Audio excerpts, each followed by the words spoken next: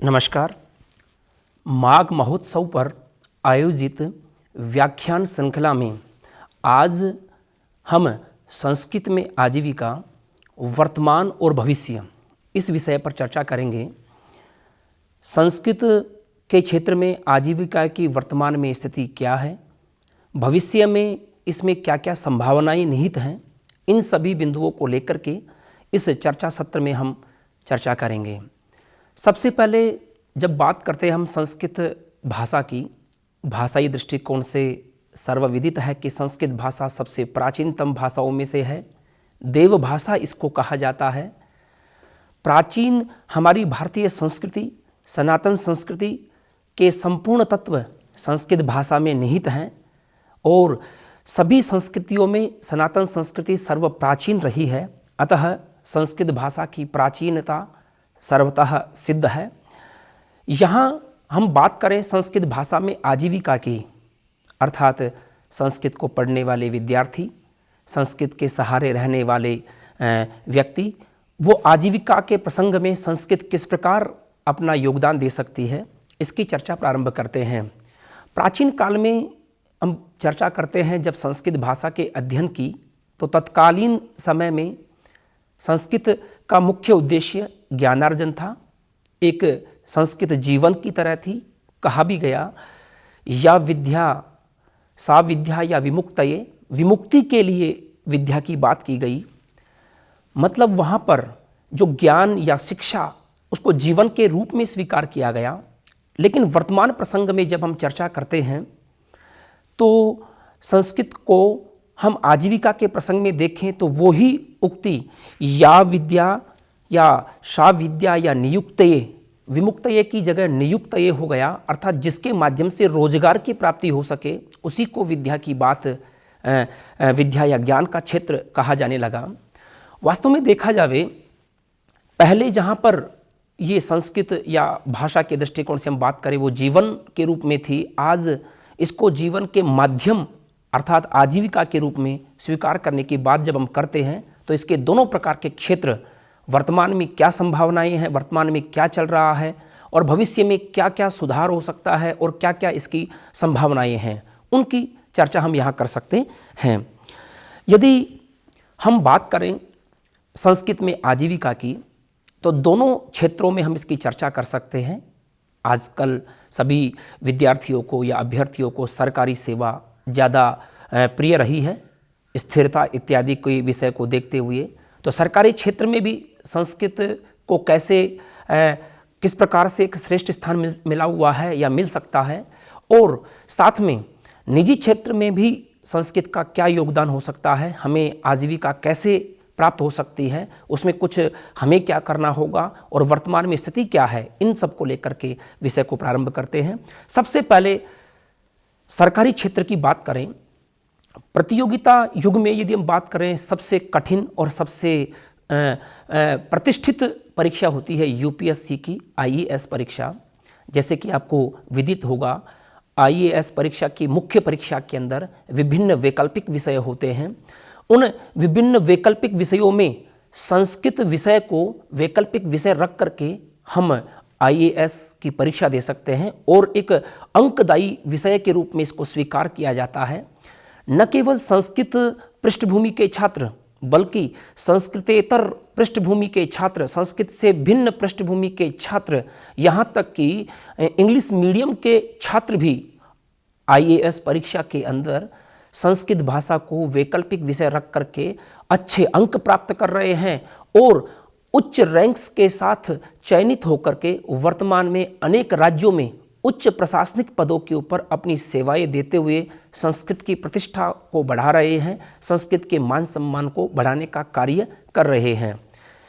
दूसरा पहलू इसके अंदर यह है, राज्य प्रशासनिक सेवाओं के अंदर कुछ राज्यों में अभी भी वैकल्पिक विषय के रूप में चयन की व्यवस्था जहां पर की गई है, वहां पर संस्कृत भाषा को वैकल्पिक विषय के रूप में चुन करके आईएएस की तरह वहां पर भी अच्छे अंक प्राप्त किए जा सकते हैं। छात्रों का प्रिय विषय रहा है। लेकिन कुछ राज्यों में, जैसे हम बात करें राजस्थान के संदर्भ में, जहाँ पे वैकल्पिक विषय की व्यवस्था लगभग समाप्त हो चुकी है, वहाँ पर संस्कृत के अभ्यर्थियों के लिए थोड़ा सा नकारात्मक प्रसंग हो गया है, क्योंकि वहाँ पर किसी भी प्रश्न पत्र में संस्कृत का योगदान नहीं रहा।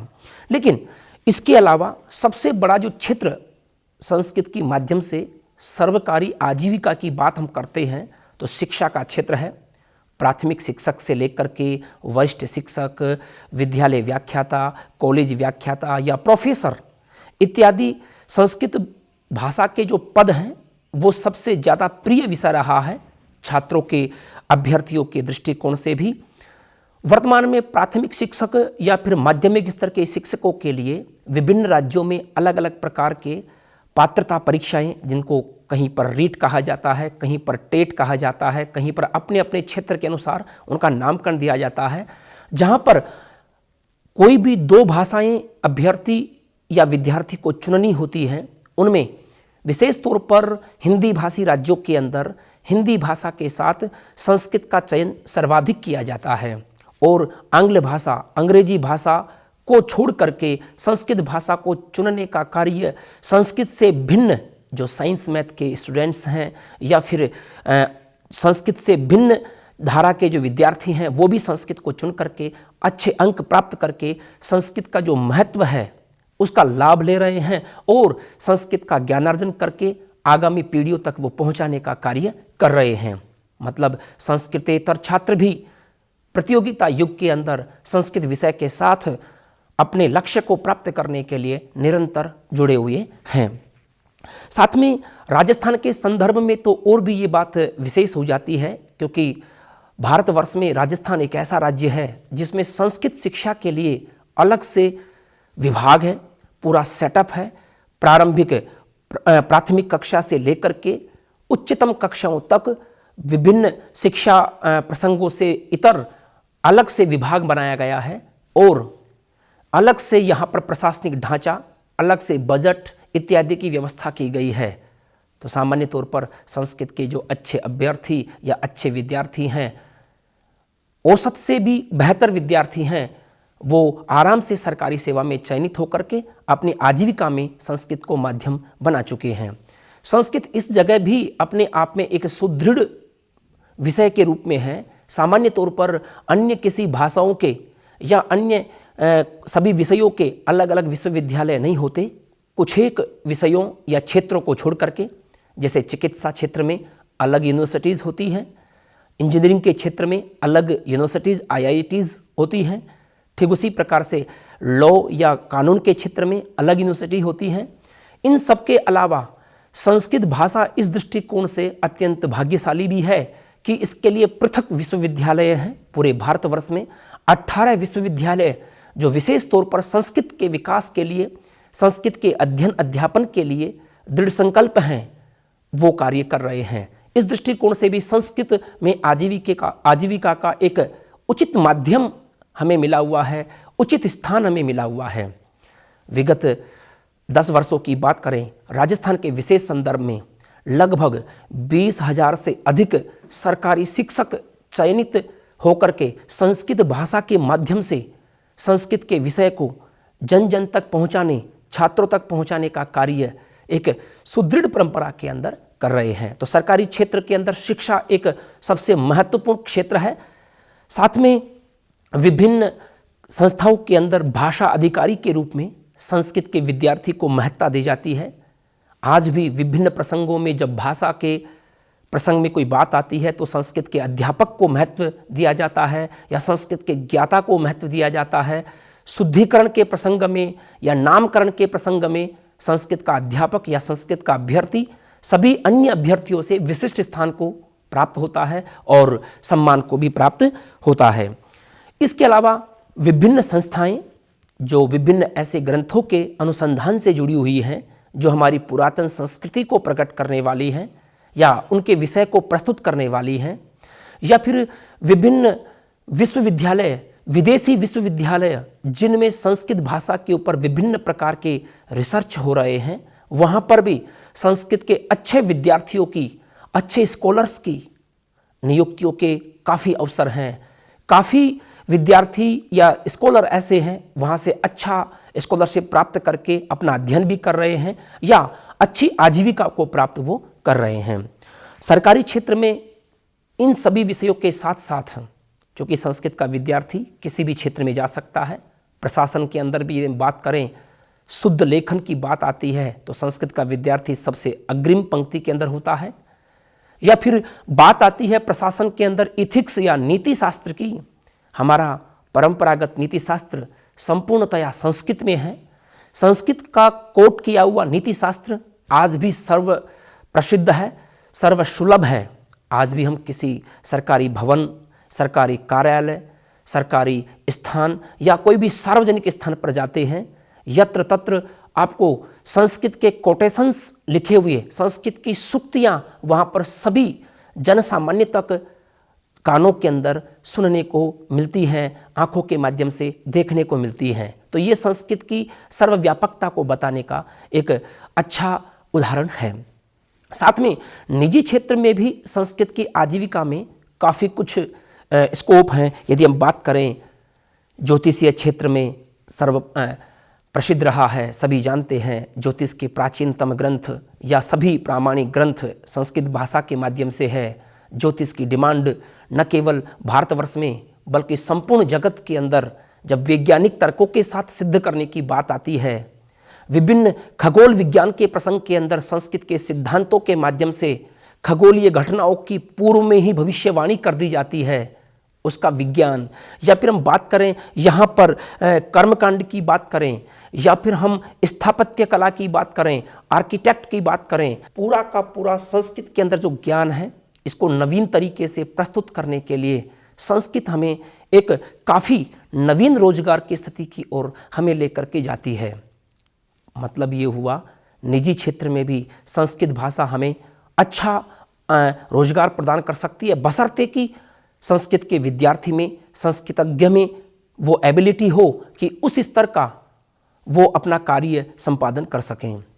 साथ में वर्तमान में आपने देखा होगा बॉलीवुड क्षेत्र के अंदर भी हमारा जो फिल्म जगत है उसमें भी ऐसी कहानियाँ ज़्यादा प्रसिद्ध हो रही हैं जो हमारी सनातन संस्कृति के साथ जुड़ी हुई हैं। उस संदर्भ में भी उन पुरानी कहानियों या पुराने कथानकों के अनुसंधान के विषय के अंदर संस्कृत के विद्यार्थियों की एक बड़ी डिमांड हो सकती है, बड़ी मांग हो सकती है। और साथ में न केवल कथा लेखन, न केवल रिसर्च, बल्कि ऑडियो डबिंग के अंदर वहाँ पर शुद्ध उच्चारण के दृष्टिकोण से संस्कृत के विद्यार्थियों की, संस्कृत के अच्छे विद्यार्थियों की वहाँ पर मांग रहती है। तो एक नया स्कोप हमारे सामने ये भी आता है। साथ में बात करते हैं कंप्यूटर के क्षेत्र में, बात करें हम सॉफ्टवेयर जगत के प्रसंग में, जैसे कि आपको पता होगा आगामी सॉफ्टवेयर जितने भी हैं वो भाषाई सॉफ्टवेयर होंगे। मतलब वहाँ पर आपको कोई निर्देश देने के लिए केवल बोल करके निर्देश देना होगा।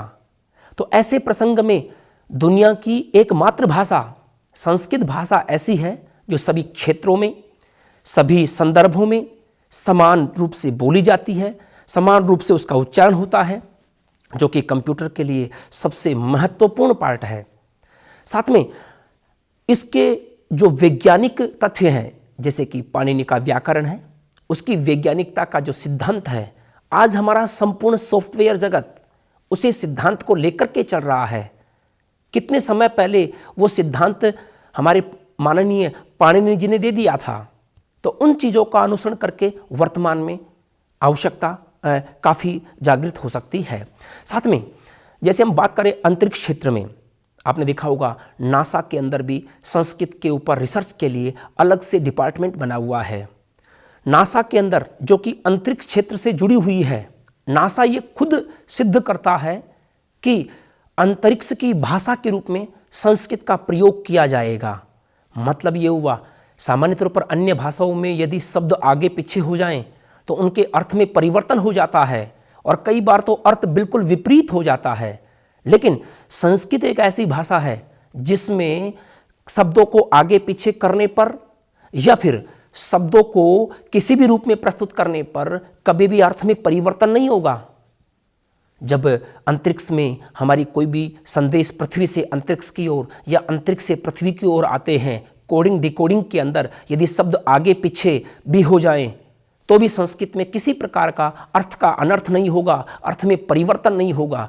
इस दृष्टिकोण से भी संस्कृत भाषा को एक आगामी भविष्य की भाषा मान करके रोजगार के अवसर यहाँ पर अच्छे मिल सकते हैं।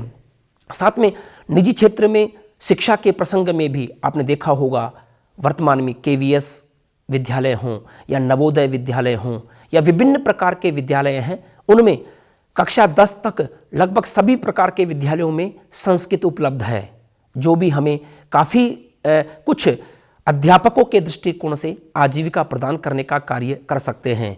और यदि आप में एबिलिटी है और यदि आप में योग्यता है तो आप घर बैठे भी आधुनिक तकनीकी के समय में मोबाइल ऐप के माध्यम से आप घर घर में संस्कृत पहुंचा सकते हैं, संस्कृत पढ़ा सकते हैं, संस्कृत संभाषण सिखा सकते हैं, बशर्ते कि आप में योग्यता हो और उस योग्यता को प्रस्तुत करने का आप में साहस हो। तो उस दृष्टिकोण से भी हम संस्कृत क्षेत्र में आजीविका का सृजन कर सकते हैं, आजीविका प्राप्त कर सकते हैं। चिकित्सा का प्रसंग हो, जैसे कि आपको पता है, जब विभिन्न आधुनिक चिकित्साओं प्रसंगों के अंदर कोई सामान्य सी चिकित्सा पद्धति का भी आविष्कार नहीं हुआ था, तब भारतीय संस्कृति में जो चिकित्सा पद्धति थी वो शल्य चिकित्साएं कर रहे थे। चिकित्सा के दृष्टिकोण से आयुर्वेद या विभिन्न प्रकार के शल्य चिकित्सा के जो सिद्धांत हैं वर्तमान में चिकित्सा जगत में उपकृत कर सकते हैं, उपकार कर सकते हैं। और साथ में उस दृष्टिकोण से भी रिसर्च को यदि बढ़ावा दिया जावे तो संस्कृत के छात्रों को रोजगार के अच्छे अवसर मिलेंगे, आजीविका के अच्छे अवसर मिल सकते हैं। साथ में यदि हम बात करें यहाँ पर, यदि घर बैठे भी संस्कृत जानने वाला विद्यार्थी घर घर में संस्कृत को पढ़ाने के लिए, संस्कृत संभाषण सिखाने के लिए मोबाइल ऐप, प्रकाशन या फिर पुस्तक इत्यादि का लेखन या फिर संस्कृत के अच्छे टाइपिस्ट, संस्कृत के अच्छे कंटेंट मॉडरेटर्स या फिर संस्कृत के अच्छे प्रूफ रीडर्स, इनकी डिमांड हमेशा शिक्षा के क्षेत्र में या मार्केट के अंदर बनी रहती है। अच्छे विद्यार्थी या अच्छे संस्कृतज्ञ, संस्कृत को जानने वाले इस दृष्टिकोण से भी अच्छी आजीविका या अच्छे रोजगार को प्राप्त कर सकते हैं, बशर्ते कि संस्कृत में उनकी विशेषज्ञता हो, संस्कृत के विज्ञान को वो समझ चुके हों और संस्कृत को प्रस्तुत करने की उनकी जो क्षमता है उस क्षमता को अच्छे से वो प्रकट कर सकें। साथ में एक नया मार्केट और उत्पन्न किया जा सकता है संस्कृत शिक्षा में आजीविका के दृष्टिकोण से, ताकि हमारा जो भविष्य है वो सुदृढ़ हो सके। वर्तमान में हर किसी बात करें, हम कॉरपोरेट जगत की बात करें, हर जगह कस्टमर केयर का एक तरह से युग है।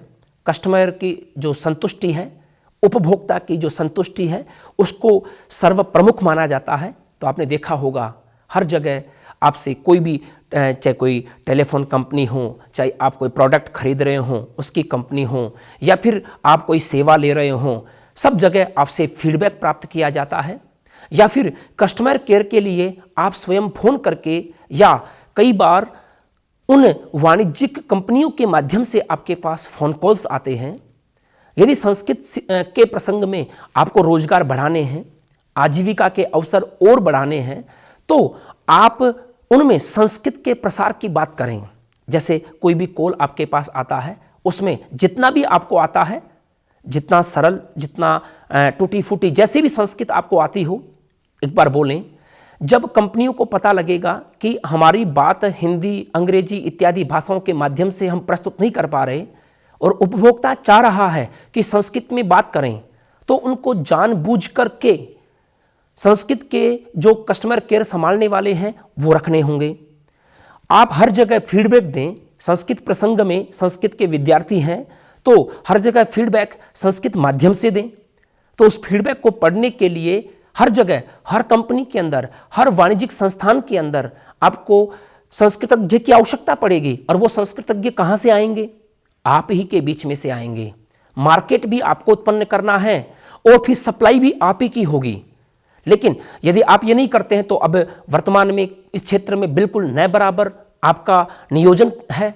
आपके नियोजन को बढ़ाने के लिए आप एक अच्छा अवसर है आजीविका को बढ़ाने के दृष्टिकोण से आप वहाँ पर संस्कृत बोलें, संस्कृत का मार्केट उत्पन्न करें।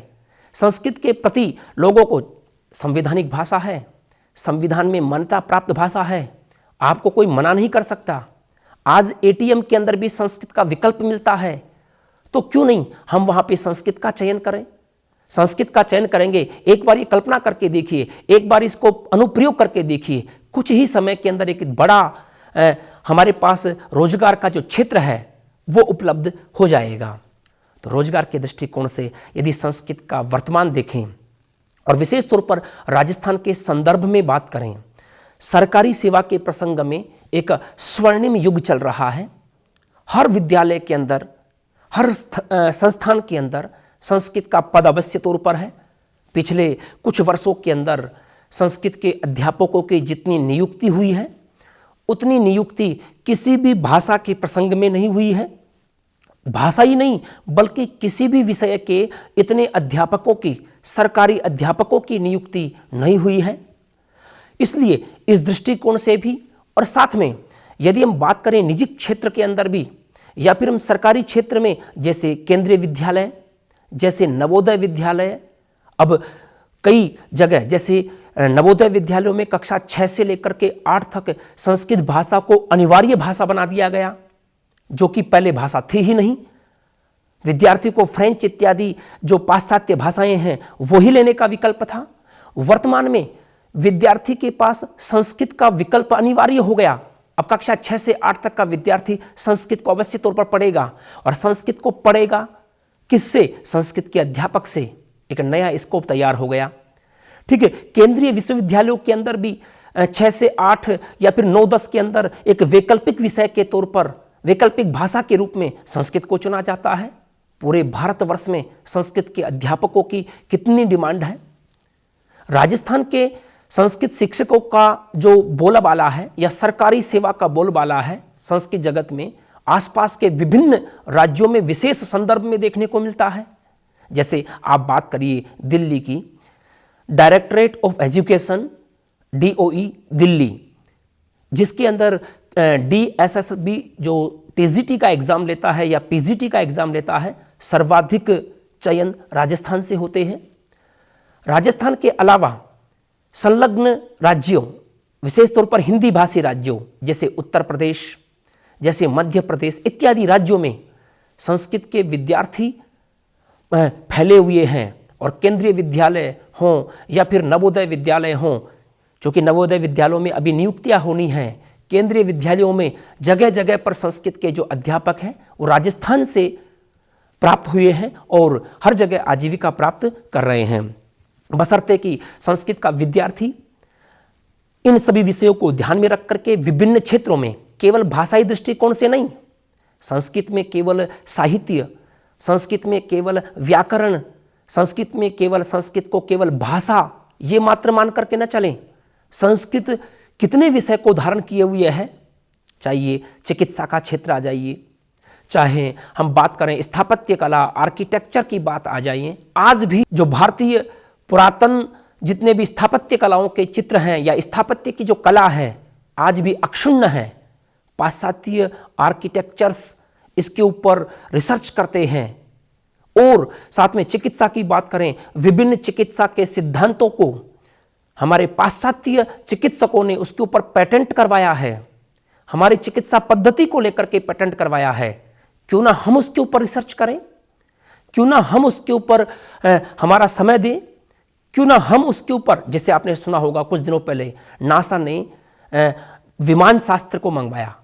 विमान शास्त्र ये वर्तमान युग में जितने भी विमान शास्त्र की तकनीकी है वो तकनीकी कई हजारों वर्ष पूर्व हमारे ऋषि मुनि पहले ही बता चुके, उनके ऊपर रिसर्च की आवश्यकता है।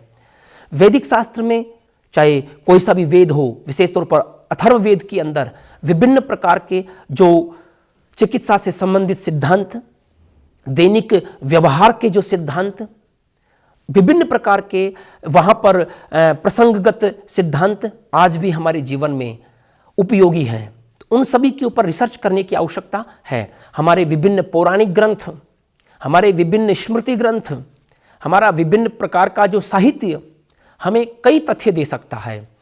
और जब बात की जाती है वसुधैव कुटुंबकम की, जब बात की जाती है शांतिपूर्वक सद्भाव या शांतिपूर्ण सह अस्तित्व की, तो संस्कृत भाषा का योगदान आप जानते ही होंगे, क्योंकि यही एक ऐसी भाषा है जो सारे संसार को एक परिवार की तरह मानती है, पूरे संसार को एक सूत्र में पिरोने का कार्य करती है।